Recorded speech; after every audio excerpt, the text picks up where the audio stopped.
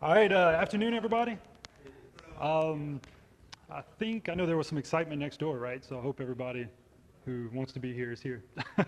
But if not, oh well. I guess we can keep the door open, and as we get more that comes in, they'll come on in. So thank you for being here. I guess you're interested in this topic, which, I kind of classify people who are in the audience on a topic like this into three categories, right? Either you are a defender trying to help protect the grid, you are a homeowner wondering if your lights are ever going to go off, right? Or three, you work for a nation state, right? So is anybody in that third category there? No? Okay, good. Well, let's continue. Yeah, it's on. Test. Test.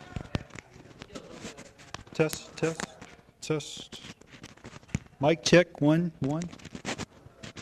Test, 1. We are on. I guess I could use the test.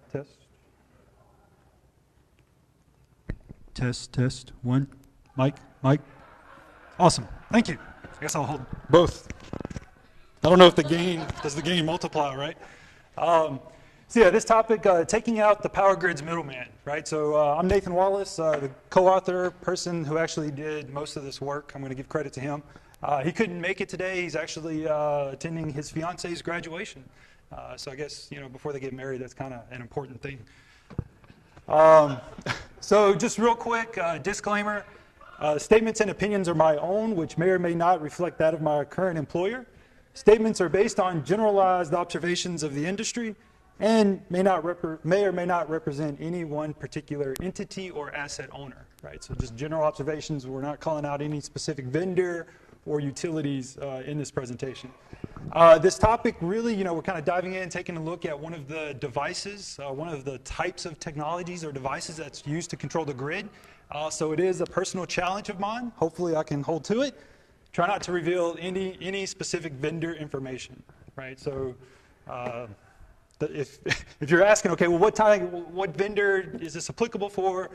Right now, we're not comfortable with making that public. So as far as personal background, pretty much engineer by training, work in the industry, in the electric utility industry. Did some intern stuff, drafting, relay settings. After I finished school, basically worked for a small utility here in Louisiana doing maintenance, transmission, distribution maintenance, field type work, right? About that time, I saw someone who was able to hack into a smart meter. He reverse engineered the wireless spread spectrum protocol coming out of his smart meter. So I'm like, oh crap, I need to go back to school, right? So that's what I did. Went back to school, worked for a university lab doing digital forensics and control system cybersecurity. So it was a pretty cool marriage. Local law enforcement would bring us a cell phone, laptop, say, hey, can you recover some evidence for us? As well as we were hacking into PLCs, relays, and trying to figure out how do we protect these control systems? How do we protect the grid? So that's cool. I think I just got louder, so I guess I need to hold it closer, huh? So some volunteering efforts I'm involved with, Computer Society, IEEE, through and through, also Cyber Patriot. So that's a great mentoring opportunity. If y'all are interested, you can help some of the grade level kids get into this industry, as well as some standards, right? So there's a lot of technologies now that are coming into the grid. I think after this talk, there's one on IoT, right? So we actually have a task force within IEEE focused on how do you integrate IoT technologies into the grid? Because now there's use cases where if it's during peak demand, the utility can send a command and turn off your dryer, right? Turn off your coffee pot, right? If it's during peak demand, there's proof of concept use cases to pull power out of your electric vehicle to supply the grid. Okay, so cool technologies. So that's another effort that I'm involved with. As far as an outline of today's talk, background, right? We have to really create the context. What is this device that we're going after?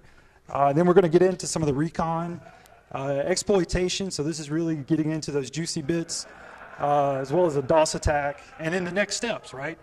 This type of stuff, it's an evolving process. And hopefully by the end of this talk, I pretty much say this statement at every presentation I give. Cybersecurity in the power grid, it's about safety, right? In any control system environment, cybersecurity is a safety issue, right? Compliance is the last thing you should be worrying about, right? As you can see, some think it's only about compliance. So as far as today's grid, right? Today's grid is really comprised of two infrastructures. The first is the physical infrastructure. When you look up and see the distribution poles and the lines, that's the physical grid, right? That's that flow of electrons. And today's grid basically has this other layer, cyber, right? So right here, this is depicting basically all those communication paths. Some are wireless, some are wired, right? So this is those communication paths, as well as computation. We're adding more computational capability to the grid, not only inside the control center, right? So that's these blue blips, but we're also adding them on the lines, on the transmission lines, on the distribution lines. So what that means is, whenever you go driving down the road and you see this line, right? It just is a line, and then you'll see a ball just kind of sitting there. That's a sensor. Odds are that's a wireless sensor sitting there, sending this data, power flow data, via some wireless infrastructure back to some control center, right? So wireless and wired data, and then this massive influx of computation. And the reason I stress this is because some people, when they hear cybersecurity, oh, just protect the communication links. That's all you have to do. Nah, it's a little bit more than that, right? You have to make sure that the computational assets, the actual devices that are controlling, are secure themselves. So as far as security, this is the way I define it in our industry, the power grid. So the facet of reliability that relates to the degree of certainty that a cyber device or system will not operate incorrectly. And cybersecurity, right? The issues, they could be physical. If you break into a substation, take a bat to one of the panels, hey, it's inoperable, right? This actually happened in a utility over in California a few years back. EMI, right? So this is electromagnetic interference. Don't want to go into too much detail there. And then what we traditionally think of as cyber is basically digital, right? So going back to the previous slide, anything that has communications or computational capability. Now, if you look at all these different attack vectors, right, they're kind of represented here in this graphic. On the left is almost that accidental type stuff. Over on the right is really this malicious, right? Misconfiguration. So that's that open door there. There was a utility in Tennessee, right? So in our industry, in the electric utility industry, we have to meet some compliance standards with regards to cybersecurity, okay? Some argue that they're not as strict as they should be. Some argue that they're just policy standards and not actual technical engineering standards, right? But that's another debate for another day. But basically, whenever this specific utility in Tennessee went under, we're going to do ups and downs here. So, okay, when this utility in Tennessee did their first audit, over half of their firewalls were misconfigured, right? Over half of their firewalls were misconfigured. And this is when they did their first audit. I think it was maybe 07, 08 timeframe. Vendors themselves. A lot of times the utilities, they don't build the infrastructures. They hire contractors, consultants, vendors, system integrators to come in, right? So that's a potential vector. The Homer Simpsons of the world, right? That accident-prone insider. And then over here on the right, we actually have the intentional insider, which there's been plenty of examples of that. The lone hacker in his mom's basement, or actual nation states, right? So what are we seeing as far as the grid of things? This is a new coin, right? Kind of borrowing from this Internet of Things. We have electric vehicles. We have advanced metering infrastructure. I think one of the, pretty much, what is it? I forget the exact rollout, but one of the local utilities is about to start rolling out their AMI infrastructure where you're going to have smart meters on all your homes. And what this allows you to do, you forget to pay your bill, right? You get a letter in the mail. Forget to, if you don't do it by that next deadline, you get a little nastier letter, right? Third time, someone potentially 3 states away is hitting enter on a keyboard and your power is disconnected, okay? Distributed generation. So this is PV, photovoltaic, solar panels, renewables. Basically, we call them DR, distributed energy resources at the home. as well as right here on the right, distribution automation. So that's an example of a technology right there on the top right that you would mount on a pole, and you can control it from an app on your phone, right? This particular device is a recloser. Now we also, to manage all this distributed energy resources, we have what's called virtual power plants. I cringe, right, every time I hear that. Virtual power plants. I'm like, is that something VMware is going to run? You know? Right, so quote here on the bottom, I think I've overused this quite a bit throughout the years, but our expectations is that the modernized electricity grid will be 100 to 1,000 times larger than the internet. Right? When you count all the nodes that are going to be connected to the actual grid, all the sensors, all the devices, all the control capability, this VP, 100 to 1,000 times larger than the internet. So this goes back, this is an example as far as DER. This technology here, it's sold as consumer electronics technology, right? You bring these technologies now into your home, right? What Tesla sells those, I forget what they call it, like power packs or something. You know, it's the battery that just mounts in your home, right? And you can hook it up to your car. There's software inside. I think they actually Tesla just released a software upgrade to unlock some features and functionality in that pack just a few weeks ago. In a lot of cases, not just picking on Tesla, right? But in a lot of cases, this technology is managed via the cloud, right? It's managed via the cloud. There's software on these devices to detect faults. So what a fault is in the electrical world, electrical engineering world, you know, it's basically a short circuit. You have a massive amount of current flowing where it shouldn't be, right? So things kind of heat up. You could start fires. So the idea is you want to be able to detect that fault and de-energize that line as quick as possible, right? Lightning strike, it's an example, can cause a short, right? Things fry, things short circuit, and you want to clear, you want to clear that fault as quick as possible. There's now software inside the home that's detecting these faults to clear these potential life-threatening issues, right? So that's a whole other talk again for another day. Example of system topology. So right here, let's see if I can get my mouse working, maybe.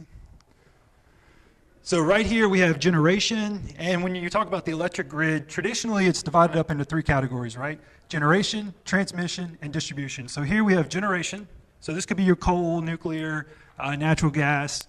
We have transmission, so we have substations that step up the voltage, push it out, and then this is utility scale renewables that are feeding the grid. And then we bring it back down, and we're here at the distribution level where, guess what, it serves as your home, right? You step the voltage back down, and it serves your home. And then here at this distribution level, we're adding more technology. And it's good, right? I'm not advocating against it.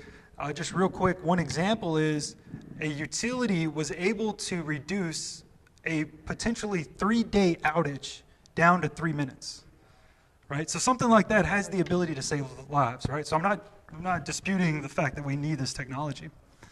But you can see the backbone, right? So this is that communications infrastructure that supports the grid. So we call this the electronic security perimeter. So this could be your substation or power plant. It could be controlled locally or remotely. Wink, wink, nudge, nudge, right? Things aren't always air-gapped. And then we have our control center LAN. We have a DMZ and then a corporate LAN, right? To get this information over to where your business entities, software assets can actually use the information that's out of the grid. So in a lot of cases, these systems have to be connected. There's ways to connect it securely and get this information in one way, but it has to be connected to fully realize the business case of these technologies. So as far as a cyber asset, any programmable electronic device, including, so you have your devices, you also have the hardware that goes in those devices, right? So this is your I/O cards, network cards, CPU, RAM, any kind of software, and the data. So this is actually the regulatory definition of what a cyber asset is in or for the electric utility industry. And there's something really curious about a lot of these cyber devices that control the grid, right? So let's look over here on the left. We have laptop computers, switch, media converters, firewalls. So most pretty much everybody in this room, right, works with these on a daily, if not every minute, right, of your day. Sometimes work at night, right, in your head, dreaming about these things. So radio, right, we have radio. Some people say, oh, well, that's air-gapped. RTU, so this is really what we're calling that middleman of the grid. We also have a relay, a meter, and then PLC, or programmable logic controller. And I teach a class, an 8-hour course on T&D, transmission, distribution, cybersecurity, and I use this slide. And the reason is because what do all of those devices have in common, right? I use this slide because I want people to understand what do all of these devices have in common. Things have to communicate, right? There has to be some interoperability. So what that means is the hardware, in a lot of cases, have to be the same, right? I want to now have an IP-based network inside my substation. Oh, wait, but IP is also used on my laptop. Well, now I have to have some very similar software that's also on my laptop on my substation relay, okay? So that, basically for that interoperability, so you have hardware, you have drivers, right? You have network, memory block, there's some kind of file management. That's pretty scary. So we have system call interface. So basically there's that hardware level, there's a kernel level, and then there's a user level, right? So this is pretty common across all these technologies. And the next question, do the vendors write their own source code? Does Windows write all of their own source code? Right, I see a lot of head shaking. Macs, Linux, right? Do they all write their own source code? It's not feasible, right? So the question, what third-party software libraries and applications are being used, right? So when an engineer, technician, or operator, when they're interacting with that device, either locally or remotely, they're interfacing and messing with other stuff besides just the vendor's applications. So this is an example. When he logs in, he's doing it via some kind of pretty portal, right, that was from the vendor's secret sauce, which is based on some PyPAM, you know, for the authentication of your Linux, right? Because let's say that there's a Unix or Linux-based underlying embedded operating system in these devices. The HMI, the human-machine interface, I have some examples of that. That's built on top of Apache, right? Which is just built on the top of the HTTP protocol. And then the firewall is, you know, these are just examples, the IP route too. So I use this example too. Fun fact, Linux kernel, 19.5 million lines of code. And the other point that I make when I present this slide at other events, the reason I say this is because I actually had a conversation with an individual at a utility, and the conclusion was that if the device requires firmware to update it, it's not hackable. Right? It was such, in this gentleman's mind, it was such an embedded device that if it required firmware, you couldn't hack it. It's like, okay. But this is what shows, right? This is what I'm trying to drive home, is a lot of these technologies that are inside of these IEDs, these relays, some of those are the same technologies that are inside of our laptops, okay? So, priority. What's the priority when it comes to industrial control systems like the grid, like the power grid? Whenever you have your back office IT, the priority is what? We call this the CIA triad, right, for InfoSec. Confidentiality, integrity, and availability, right? So I have to protect credit card information. I have to protect social security numbers. Does anybody, you think an engineer cares if the identity of an electron is going to get stolen, right? I mean, so in OT, operational technology, the priority is first and foremost availability. When you're in the back office IT environment, and this actually happened at a utility a few weeks ago, or a few months ago now, when the cyber attack impacted their back office IT, start unplugging, right? You can't do that in an OT environment, right? You can't just start unplugging safety systems, right? That's you know, no way to go. So you see availability, integrity, and then last, confidentiality. So as far as some of the examples, this is just building that context, right? I'm trying to build that, you know, what we're going after. So annunciator panel. Over here on the left, we have a physical alarm annunciator panel. we have basically n times 3 lamps. And the reason is because each lamp has color indications, right? So if it's orange, you know, caution. If it's green, everything's okay. Flashing red, oh, you know, you got to do something, right? So over here on the left, this is a physical. The problem is, oh, that's n times 3 lamps, n times 3 circuits that you have to build that close the contact to basically illuminate the diode or lamp. And then the issue, right? There's too many wires. There's a lot of wires. Is the alarm active? Or is the alarm not active? Or did the bulb burn out? Right? I don't know. It could be either one. Over here on the right, this is what it's being replaced with, software. So this is basically, it's one of 2 options. It's either a typical, a dedicated application, so Windows, Unix, whatever, based GUI, graphical user interface application, or it's a web page that you navigate to that kind of embeds that annunciator panel inside of your web browser. And then you expand it and it looks the same, right? It looks the same. The issues here, my first problem or issue or concern is, has it been hacked, right? In a lot of cases, the only concern is, what does all this stuff mean? Because a lot of times with these annunciator panels, you can see the log of alarms there at the bottom. You know, it's just massive, it's feature rich, there's a lot of settings. In a lot of cases, this is all up to the integrator to figure out how much they want to put on these annunciator panels. So that's the annunciator. This is an example of a one-line or single-line human-machine interface, HMI. So this is basically what an operator would see at a control center, right? So over here on the left, we have those panels that are inside that substation or power plant. You could go up locally, control, you know, open switches, etc.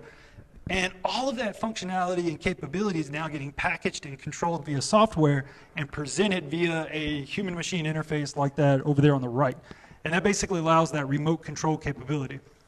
And control and monitor anything, right? Anything with regards to the grid, power plants, substations, distribution feeder circuits, etc. So this is basically the grid's middleman. So this is what we're going after. This is that remote terminal unit. Okay, so RTU. That functionality that I just talked about, right? That annunciator, that operator's single one-line or operational one-line diagram, that is now presented via a smart RTU somehow. It could be an application that you have to communicate to the device and the data gets sent to this application and ran, or in a lot of cases, it's, like I mentioned earlier, some website. So now what that means, right, this guy, he's running a web server. I navigate to URL A, and I get this graphical user interface. I navigate to URL B, and I get this graphical user interface. And it allows me to control these aspects of the grid, right? Breakers, switches, PLCs, cat banks, you name it. You name it. Right? So not only that control, but that monitoring. So all control capability goes through these types of devices. All monitoring as well goes through these types of devices. Okay, so hypothetical scenario, right? So whenever we conduct an experiment, we have to build some hypothetical scenario around it. So let's say we have our control center communicating via the wide area network to our remote site, the substation. So here, this is basically that control center. So some things that are typical of a control center. We have our historian, SCADA, so this stands for Supervisory Control and Data Acquisition. A switch, some firewall, and then here's the remote site. There's a firewall, there's a switch, here's a local HMI, human-machine interface. Here's a relay, so this device is actually what senses changes in the grid and sends the command to, let's say, open a breaker, right? This is the RTU, and so check this out. You remember I mentioned the RTU is like that middleman, right? He's like that middleman. So whenever a command is sent from SCADA, he first goes down through the WAN, through the firewall, to the RTU, and let's say the command was to control a breaker that is being controlled by this relay. So it goes from SCADA, switch, RTU, back up to the relay, right? Back up through the switch and then to the relay. Also, let's say the dotted line here, that represents a serially connected relay. okay, a serially connected relay. So same thing, SCADA, switch, firewall, switch, RTU, serial connection, bam, to my PLC, programmable logic controller, or to any relay. So IED, that's an intelligent electronic device. So hypothetical scenario.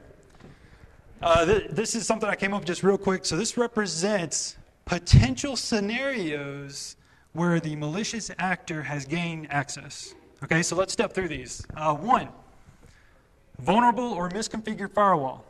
So this is your substation over here on the right. The firewall, the WAN-facing firewall, has a vulnerability or it's misconfigured. Oh, who's going to misconfigure a firewall? Well, it's happened, right? The example from the utility in Tennessee. We've seen it. And, you know, probably not the utility's fault, right? It could have been the integrator, so I'm not blaming the utility there. Two, where's two? Two, right here. A compromised switch or other IED. So this is a switch that was purchased, let's say, on eBay. And they bring it in to a substation. Or better yet, let's say they went down to Best Buy and purchased it at Best Buy. Okay? What happens if a malicious actor goes buy a switch, plugs it in, installs a malware rootkit, packages it back up, brings it back to Best Buy, and then Best Buy just puts it back on the shelf, right? That's been seen, right? We've seen that before. And then the utility technician, engineer, goes to Best Buy, buys this switch, which, by the way, engineers don't buy switches at Best Buy. But, you know, if they did, right, that now switch that has malware on it is brought inside of a substation, okay? Which is reporting up to a C2, command and control, controlled by your favorite black hat hacker, right? So now he's able to have his way in. By the way, you think that this firewall, typically, is it monitoring the egress or just ingress traffic? A lot of times, right, it's just ingress. It's just what's coming in. Okay, so that's two, where's three? Three, malicious laptop. So this is the engineer, technician, etc. They bring their laptop into the substation, and the question is it clean, right? What's running on it? Is it malicious? So in the industry, we call this TCA, a transient cyber asset. Okay, transient because it moves, bam. So the question is it malicious? We've seen vendors in these industries, control system industry, where the vendor themselves were hacked, but the engineers, technicians, we need those vendor software applications to communicate to the relay, right? So this is a standard watering hole scenario, watering hole attack, where the vendor software is compromised without the vendor's knowledge, and then when the engineer, technician downloads that, they could then introduce malware into these control system lands, right? That's been seen before. That's been seen before. So this is scenario 3. 4, physical access. You basically breach the PSP or physical security perimeter. Has been seen before, right? Where you just break in and then bam, you plug into a switch. I had a colleague that went out with some engineers a few years ago to a distribution feeder circuit right at the distribution center, popped open a box, no alarm, nothing. He plugs into the switch and he was able to pull up a screen of the control center. Right? So he was out in the field, and he didn't have approval to do this, but bam, he was able to basically remote back in. So that's 4, 5. This is what actually happened in Ukraine, stolen VPN credentials. So Ukraine, this happened twice a few years ago, if y'all don't know. The first ever publicly announced malicious threat or malicious attack that resulted in the loss of power. Okay, so the first one, 250,000 people lost power for 5 hours. First ever cyber attack to knock out the grid. This was in Ukraine a few years ago. So stolen VPN credentials, you basically pose as the authorized engineer, bam. Okay, so I said all that to say this. Okay, it doesn't matter, right? This, you know, basically, where there's a will, there's a way. Let's not get caught up in the details of how they got in. The question is, let's figure out how to detect it and mitigate it, right? So in this example, we're basically going after, we're the malicious actor in any one of these 5 categories, right? So we're in, and we do a scan. And we find that there's a website. inside the control house or inside the substation, inside the power plant. They're like, okay, what is this thing doing? What is it? So recon, right? We first just, ping sweep very slow to avoid any detection that they may have, right? So 192.168.10, 111 is the IP of this particular device. So let's say I don't know what this device is doing. So bam, I get that login screen, right? Interesting. So then I curl it on port 80, and I see somebody, people in the audience starting to rub y'all's eyes. So sorry, the the font is a little small. But this is basically curl on port 80. You get the HTML that's there on that website. Nothing too interesting, right? Some JavaScript, typical stuff. You see the form. Okay, good. And by the way, I had to blur out the vendor there, copyright. But then, so that was a curl on port 80. Then we do a curl on 443, right? So HTTPS, and this was cool because when we did this curl on this particular substation device, your browser sent a request that the server could not understand. Reason, you're speaking plain HTTP to an SSL-enabled server port. Instead, use the HTTPS scheme to access this URL, please. It's polite, right? These developers are so polite. But look at this, right? So bam, in this treasure chest of just doing this scan on 443, look at all the information that was revealed, right? Apache 2.2.9, OpenSSL, FastSGI, ModSSL, and Python. Okay, cool. Next thing I do is to see if this device is vulnerable to any directory traversal. So in the URL, just type in random garbage. 404 not found. The path was not found.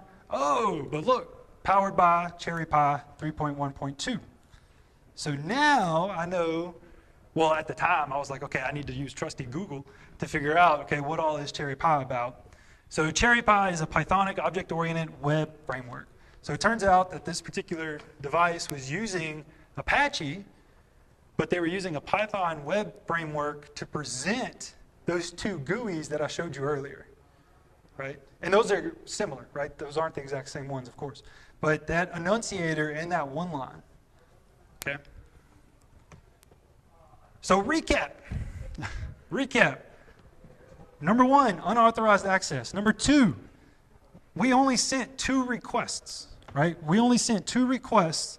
So the first one was to curl the IP at 443. The second one was to try to do some directory traversal magic, get IP/anything, and then we got all that information. Okay? That's pretty bad, right? That's pretty bad. So first thing we do, Cherry Pie, any vulnerabilities? So we actually looked at the GitHub code. By the way, that's open source framework. You can look at all the code. And then bam, we found this bug. A request get post when invalid protocol name HXXP instead of HTTP. So when you feed it a HTTP request, a legitimate HTTP request, but change that header to something other than HTTP, something happens, right? Something happens. So that's what we did. We went to our brewing magic pot, wrote some code real quick, and you can see this is our header. Instead of HTTP, we just said HXTP. Sent it the request, and here we go. So not much more information. We already know the Apache. I apologize for the people way back there. We already know this stuff, fast CGI, OpenSSL, the version of Python, the version of WSGI. So, okay, we already know all that. That's good to go. We get down here, but this tells us the exact function or module within Cherry Pie where it threw the error exception handler and bam, right? So this gives us now more information that it revealed as far as the exact configuration, even the file structure of the device, right? If anybody knows what you can do with that, let's talk afterwards, because honestly, I'm not sure how much value there is in that. So we honestly, at that point, we treated that as a dead end. Basically, our nice shiny gem turned into a rock. So then we went down the list, started doing some CVE searches. So not much by itself as far as Apache 2.2.29. It really depended on what other modules and stuff were kind of packaged with that Apache version and how they were being used. And this is all we knew at the time, right? This is all we knew. So we're posing as the hacker trying to get after this device. And then we found this one, Apache 2.2.29 paired with mod SSL. So in Apache, may cause a dereference, a null pointer when third-party modules call, blah, blah, blah, blah, blah. Okay. So it's like, oh, there's an error, there's an issue. Bam, back to the trusty potion. Let's try to come up with something. And what we did, so if you read the description, it basically causes this error during an HTTP request to an HTTPS port. Okay, so we did this HTTP request on port 443, just a quick connection, and nothing happened. Right? We were all excited and we got depressed. We were really expecting something to happen, but nothing happened. So that was the response. It is a different output as far as what the device responded with, but nothing happened. Okay. So new approach, right? New approach. If you're already in, can you do some man-in-the-middle type stuff, right? So because it was using HTTPS, it was potentially, so this is going back to the hypothetical scenario, that these certificates on this device were self-signed. Because a lot of instances, they're like, oh, these control systems are air-gapped, we can keep it self-signed, we don't need to change all that, da-da-da-da-da, right? So because it's self-signed, that traffic is encrypted, but there's ways you can extract that. So the scenario here, ARP poisoning, capture some network traffic, extract the self-signed certificate, decrypt the traffic, and are there any juicy bits? Turns out there are. Here's an example. So when you have the legitimate operator basically communicating to the RTU that's using HTTPS, the question is, what information can you gain by looking at that traffic? Right? That's the scenario, that's the question. And whenever you do this, you go in, decrypt the traffic because it's a self-signed certificate. We found that the URL request was to this specific URL. So for the gentleman in the back, there's the IP /scadasim.xml question mark underscore equals. Does anybody recognize that number? Before I go to the next slide. Okay. Who said it? Phone number? What's the other one? Okay, so we'll do it in a second. So what's going on here? So as you're monitoring this network traffic, doing this man in the middle, what we noticed was the client browser, so this is your operator technician, he first makes the request to the smart RTU, the remote terminal unit. So he authenticates, it's an active session, good to go.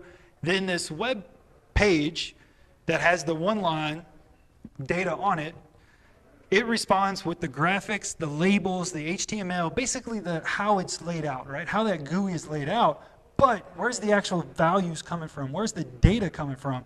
Well, it turns out whenever this browser, this client browser requests the data, bam, gets the graphics back, bam.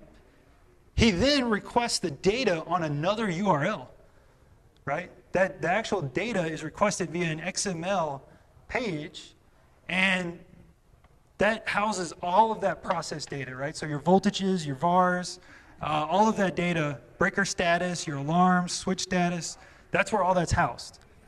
So we're like, okay, well, let's try going to it. And it turns out you're able, as the malicious actor, to see this web page, but you're not able to see this web page. Okay, so you can access the tag names, the analog values, the binaries. You can access all of that without being authenticated. And this is epoch time, right? So you can say /equals, change it, and you have all the trending value there for any instance in time. So that's basically that timestamp value right there. Result, unauthorized access to ICS, industrial control system process data. Okay, and now for something completely different. Back to basics, right? What was the title of this presentation? Just to knock it out, right? Just to take it out. Yeah, just take it out, right? I think all this was just making it a little too complicated. So DOS attacks, right? So simple Python script. Basically, if you have a legitimate session like your operator screen, He's in, he sees the substation, he's able to control it. You run this Python script, basically it opens up a bunch of connections. What was interesting, it didn't DOS the operator, but it DOSed anybody trying to log in as a new user, trying to create a new session. Okay, so that was a cool observation. So that's why I only showed up for new sessions or requests. DOS number 2. So we have this web page. This is the auth login web page that I showed previously. And how many of y'all know formatted string vulnerabilities, right? So this is the printf stuff and C. And we just did, it's almost fuzzing, but not really. We just did a bunch of random strings on these inputs. And when we did it, it actually crashed that operator, right? So where not only did the operator lose the ability to see the one line, the enunciator, also any new users couldn't access the device until it was power cycled, right? So even if this, right, even if we stopped submitting these requests, it was a DOS, right? To where you literally had to go in and power cycle this device. Okay, so summaries. As far as mitigations, ICS tailored, so number 1. Control systems, substations, power plants. We don't add more servers, right? We don't add more stuff on a regular basis. A lot of times these are static. These are really, really static networks, so there's no reason we can't have some kind of intrusion detection system that's able to detect any one of those 5 scenarios that I explained earlier, right? Any one of those 5 scenarios. As well as number 2, engineering. Right? You can actually go in and secure these grid edge devices. You can adjust the settings. There's some cool technologies. Maybe we can do this on a future talk with regards to software-defined networking. If an attack is detected, you can start auto-segmenting your networks. Right? That's a really, really cool application. And patch when and where possible. Patching is a huge problem in any industrial control system environment. Right? It is a challenge. It's not. I mean, it's a problem and it's a challenge. Right? It is a challenge. So future work, there's a lot of rabbit holes right here. There's a lot of opportunities to go in and take a look at all this stuff, but so little time, so much to do. Some examples, reverse engineering the vendor source code. We actually have all of this particular vendor source code, about 90 or so %, right? We dove in, took a closer look. Determine the exact exception handling error that's resulting in that DOS, and are there any other vulnerabilities that we can discover as far as going in and looking at the code? What else can be determined from the extracted PCAP file, right? So we noticed once you got in there and started decrypting stuff, you could see the session IDs going back and forth. So the next thing is, can we spoof that session ID and pose as the authenticated user, right? Examine all APIs and modules. So going back to that previous example, looking for more vulnerabilities. And can you send commands as a unauthorized or unauthenticated user? So that's not authenticated. Can you send control commands to the grid as an unauthenticated user? That's the next step, right? So this is an example of basically those inherited vulnerabilities. So for this particular device, once we got in, we started looking at all 120 third-party libraries that it was using, and 45 of them, a little over 45, had known vulnerabilities, right? So these were known vulnerabilities in these software libraries that they were using to make their own secret sauce, okay? We are right 15 minutes till. So any questions, comments? Yes, sir? What was the second one? You said reverse engineering, and then these are... As far as the future? Yeah, PCAP, is it analyzing PCAP data? Yeah, so analyzing PCAP, you know how we took it, Wireshark. So can you spoof the session ID, right? Because all that traffic's going back and forth with the authenticated user. So can you take it and play it back? Yep.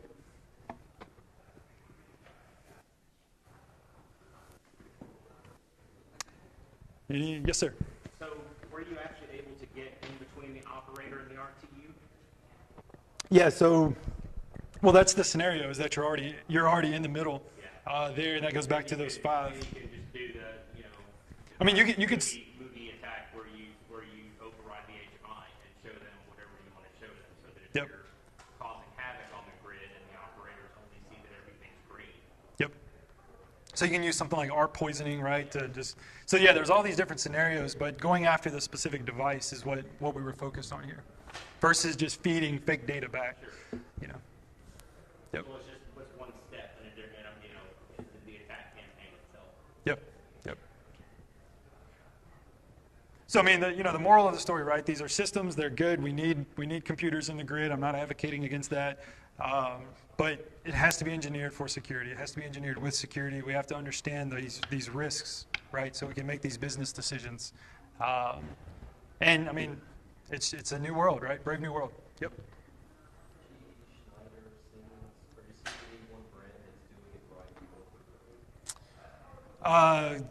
Good question. Maybe we can discuss that offline. But no, there are a few, I'll say this, domestic-based vendors here in the U.S. That seem to be have a little bit more, up the ladder as far as maturity with securing these devices. And I think the challenge really goes back to what's the priority. The priority is availability, right? So when we take some of these technologies that are used in the back office IT for security and start shoving them in these devices that control the grid, a lot of times we do lose some availability. An example of that, there was some technology, a new smart grid protocol that was installed. Some people tried doing a pen test on it, and they took 500 substations offline. Right, 500 substations offline. And it wasn't necessarily obviously that could be used as a security, issue, or that could be classified as a security issue, cybersecurity issue. But it was just a protocol, right? Just protocol. All right. Any other questions, comments? You see that most of them are still using third-party libraries, or are there any people doing the total vertical? There's one particular vendor that's looking at total vertical, but I hate to see what their investment costs are. And they're actually having a challenge as far as cost of entry into the market because they don't have that interoperability, right? They don't have that interoperability with other protocols, other browsers. Yeah, because right? What did I say as far as how many million lines of code? Yeah. Yep. So, not yet. Heard about it, but yeah, I haven't seen any as far as control systems either in a power plant or substation. Right. I'm not saying they're not in other ICS environments, but you're right. I'm just focused on the power grid. Any other comments? Questions? All right, thank you.